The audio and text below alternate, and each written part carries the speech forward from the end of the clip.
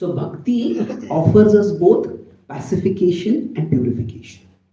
Now, we could consider this in terms of a four-quadrant diagram. That there is pacification of the mind and there is purification of the mind. So now, consider if we have pacification, yes or no, and we have purification, yes or no. That means the person, say patient is being treated, they have pain medication and they have curative medication. So if we start from the right bottom, the four quadrants. So now which quadrant is the best to be situated in among the four? Fourth quadrant. We have pacification and purification. We have pain medication and we have curative medication. That means there is a peaceful environment created, and in that we can remember Krishna. God is the supremely pure reality. And the more we become connected with God, the more the impure, the self-destructive desires inside us get cleansed out. The more the feelings of insecurity, the emotions that disorient us, they get calmed. So, most of the world focuses on pacification of the mind. Now, among the four quadrants, which would be the worst? Second would be the worst. Is that right? Does everyone agree? Yes. Yes and no. Yes. Pacification, no purification means that there will be experience of pain. That means I have no pain medication, I am sick, and there is no treatment also. So pain will be experienced. But if there is, in one sense, this is the worst because we are feeling the pain. But so in terms of experience, it is the worst.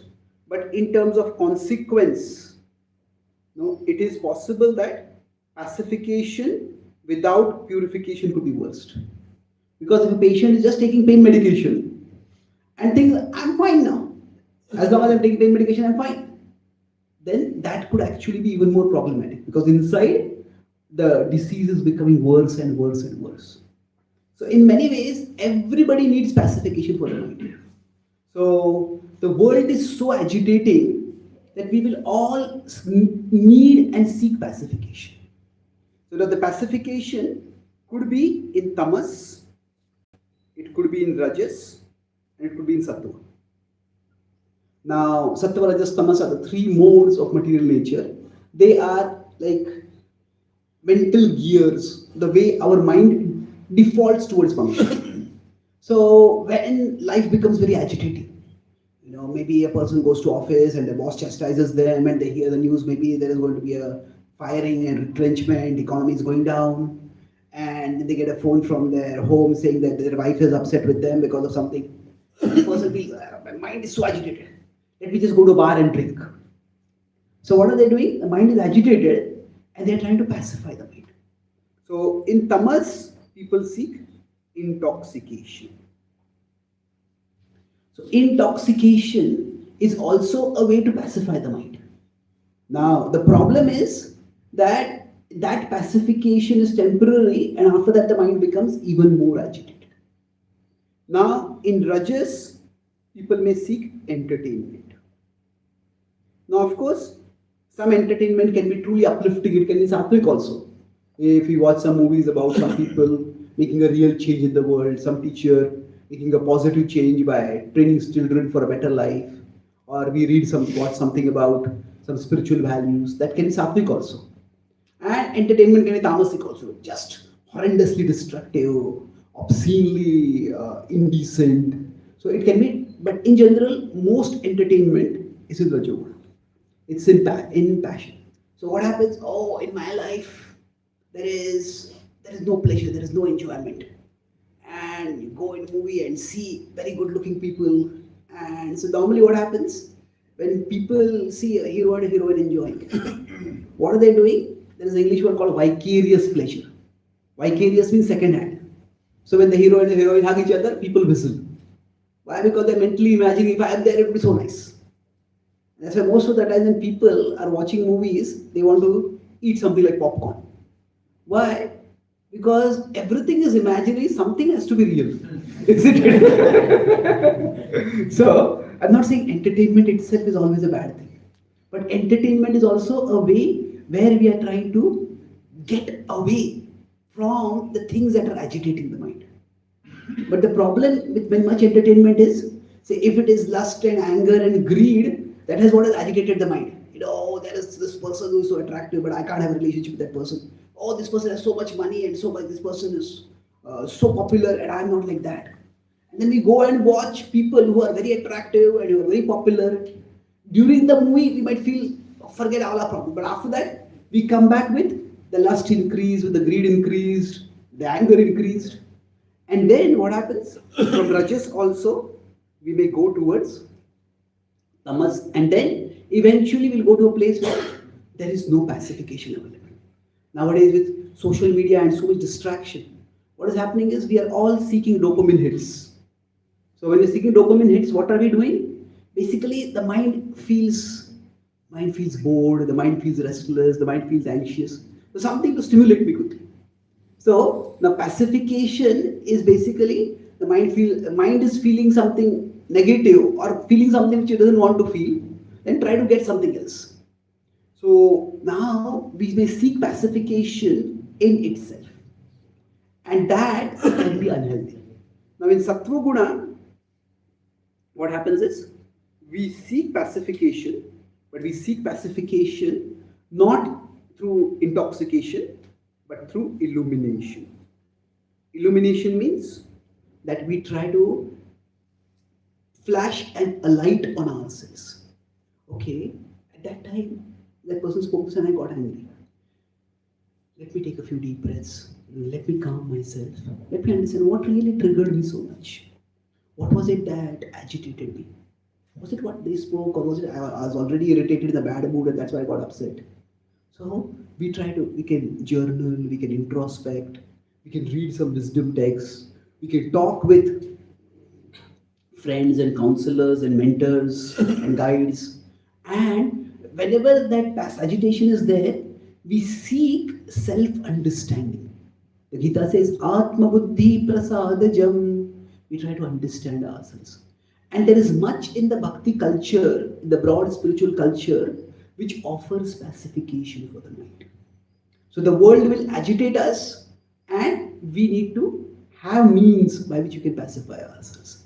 And every one of us needs to be doing our own homework to find out what are the things that pacify our mind in a healthy way, not in an unhealthy way. So what would that mean? There's a simple way to, there's illuminating pacification. You consider that there are things that feel good to us, and there are things that are good for us. So there is food that is delicious and food that is nutritious. Now, if those two circles were identical, life would be so easy, isn't it? Now, unfortunately, those two circles don't intersect, though they don't completely overlap. But that doesn't mean that there is no overlap at all. Like if somebody is a parent and say mother is cooking and the mother observes, what food does my child like? Now if there's a particular sabji the child likes, sabji is healthy overall, then the mother may make more of that for that child, isn't it?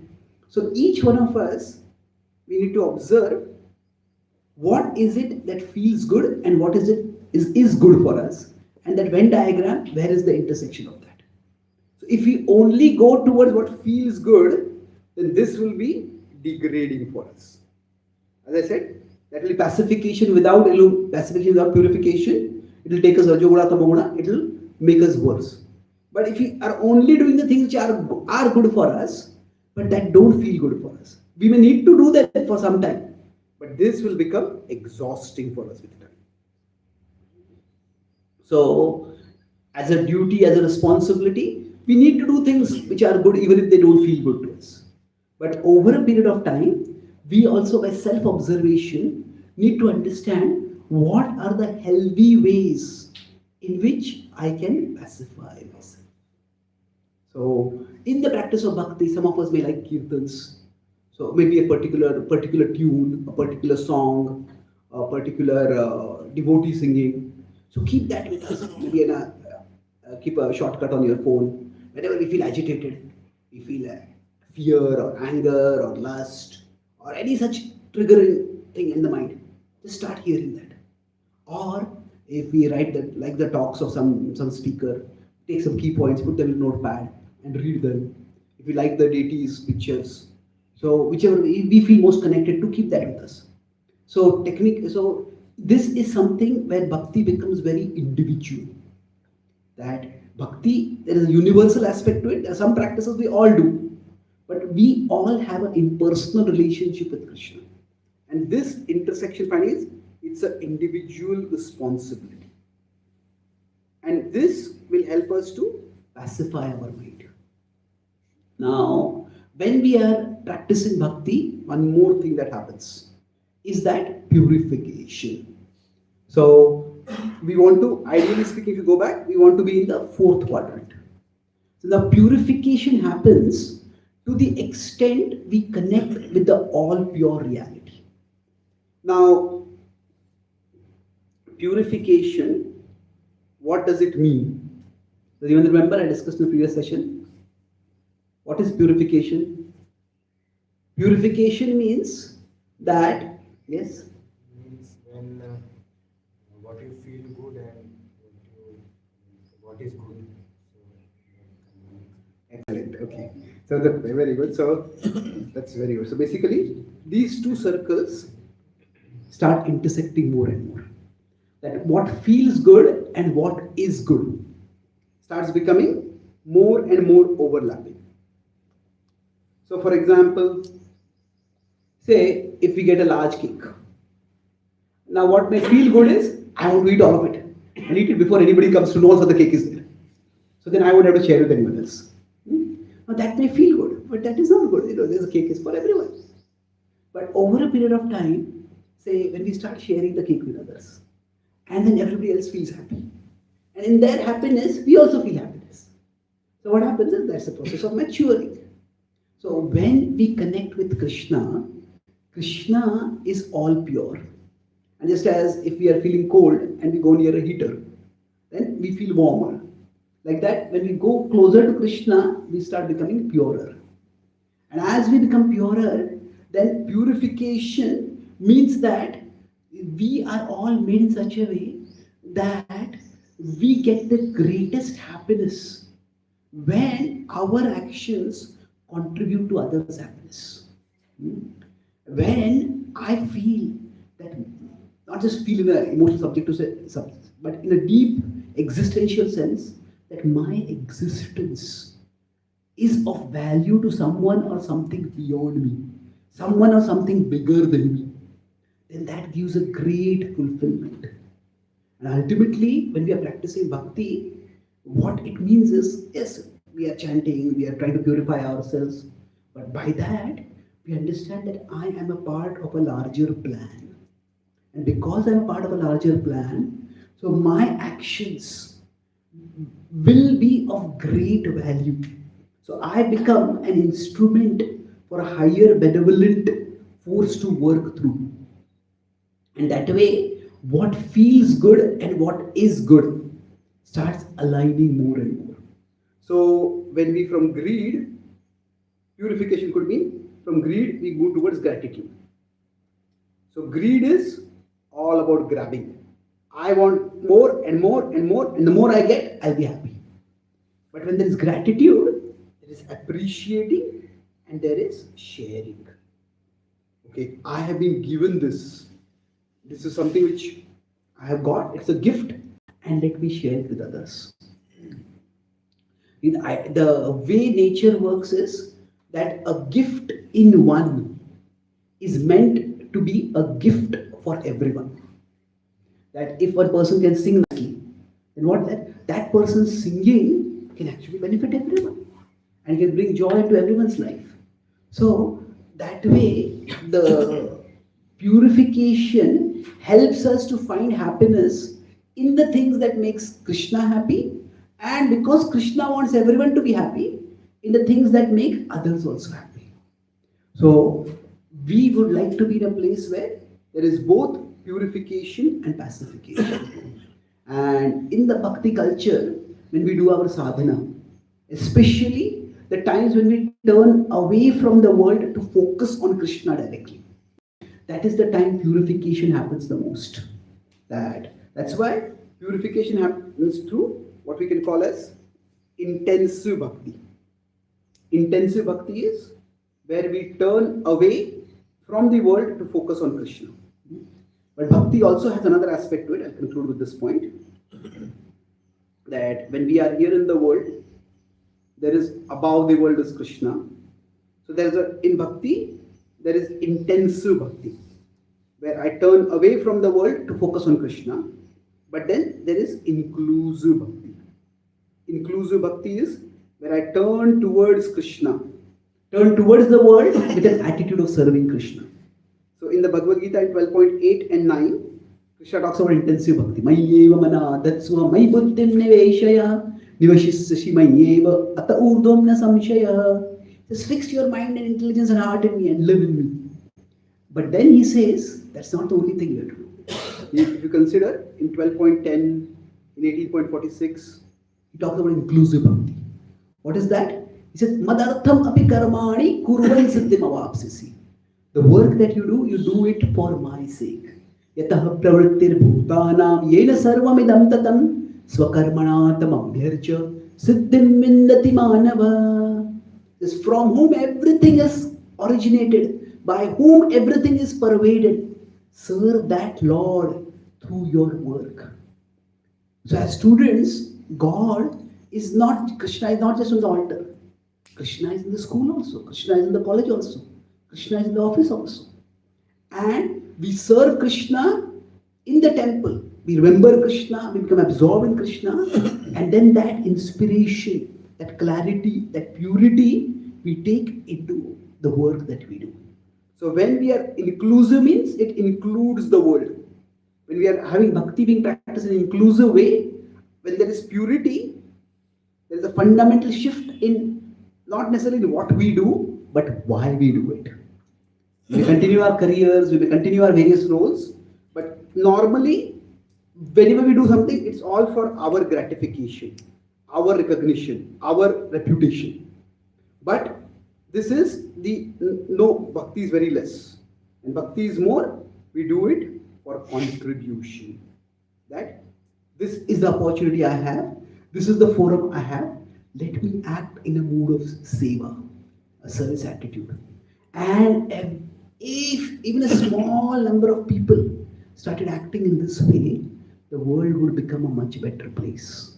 And when we are practicing spirituality, when we cultivate this attitude of service, we can make our spiritual community a place which becomes like Vaikuntha, where we all have the attitude of service, and that's how the more there is purification, automatically pacification will also come.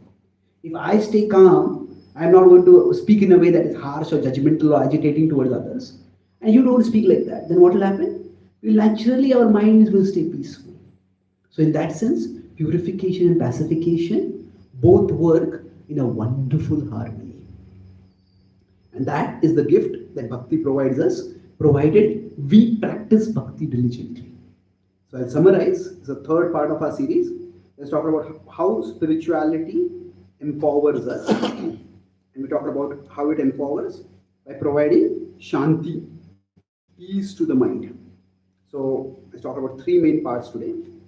The first part I talked about was how the mind needs both. The mind needs to be controlled and the mind needs to be comforted. So controlled, especially in terms of the desires. We talk about the mind like a child. Child is saying, I want to eat this, I want to buy this, I want to buy this. You have to control the mind. But in terms of emotions, the child is scared. You cannot just tell the child, shut up. So I give the example of Krishna with Arjuna after the Abhimanyu's death. So when Arjuna collapsed because of shock and grief and guilt, Krishna did not tell him, shut up, control yourself. Krishna comforted him. So this idea of comforting and controlling, we discussed in terms of that there is purification, there is pacification, and there is purification. So in many ways, pacification of the mind is like comforting the mind.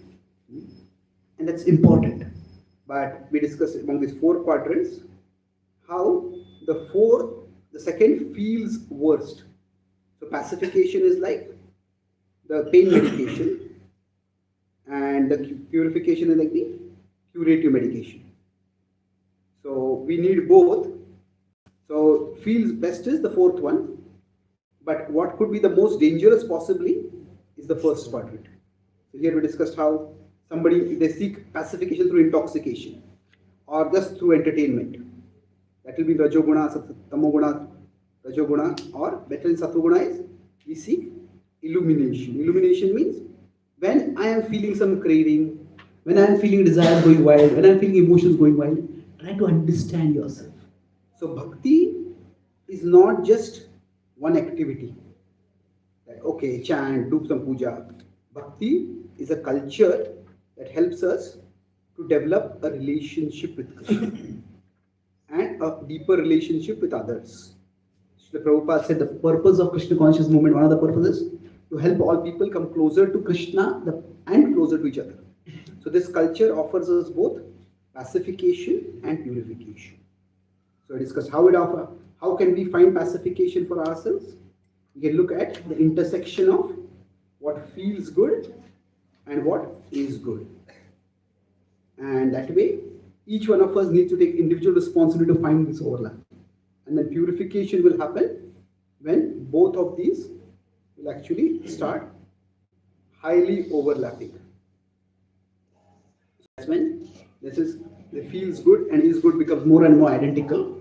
At that time, then we all can work in the world. Bhakti can be both turning away from the world, that is intensive bhakti, and there is inclusive bhakti, where we turn towards the world but in a mood of service. Free from impurity, we focus not on gratification but on purification. In this way, our bhakti can transform us, empower us to become better, and empower us to make our corner of the world better. Thank you very much. Hare Krishna. Would you like to add something, sir? Hare Krishna. Felt that I was sitting in the class. Without noting that, I remember everything. I can reproduce the same thing after 6 months even. That's great. So, apart from this bhakti and all these things, I learned how to become a good teacher from you. I am very sympathetic. Hare Krishna. So we are very grateful to Dr. Karnesh Kumar Sukla sir and Dr. O.R. Jaiswal sir for coming here and inspiring all of us by their wonderful example. Our director sir is very much busy, but still take association of Chaitanya Prabhu. He came here and taking blessings of Prabhuji. We are very thankful to director sir for yesterday's event. Inspire organized his first event on IKS under leadership of Dr. Sarita Dikshit ma'am and Dr. Ashish sir. That is the one thing, what you said, that through service we can do. That is best. That is the best. Whatever we are doing, that's what I call my students also. If you are studying, study it for Krishna. Study it for God. If I am teaching, I am doing it for the Lord. That's all. So if I am teaching, that's what I tell to my teachers. I have to go to the class. And if it is service to the God, then I will give my best. If they are studying and it is for the God, then they will give your best. They will give their best. And that's what we can do it. So bhakti does not mean running away from the responsibilities. It is more that if you are more responsible, then you will be more involved in bhakti. That's what how people take it in another way. There is a certain level of retreating from the world. And that's what you explained beautifully. Yeah. That inclusive bhakti. Bhakti is inclusive. Doing everything, your daily karma, even you can be dear and dear to the God.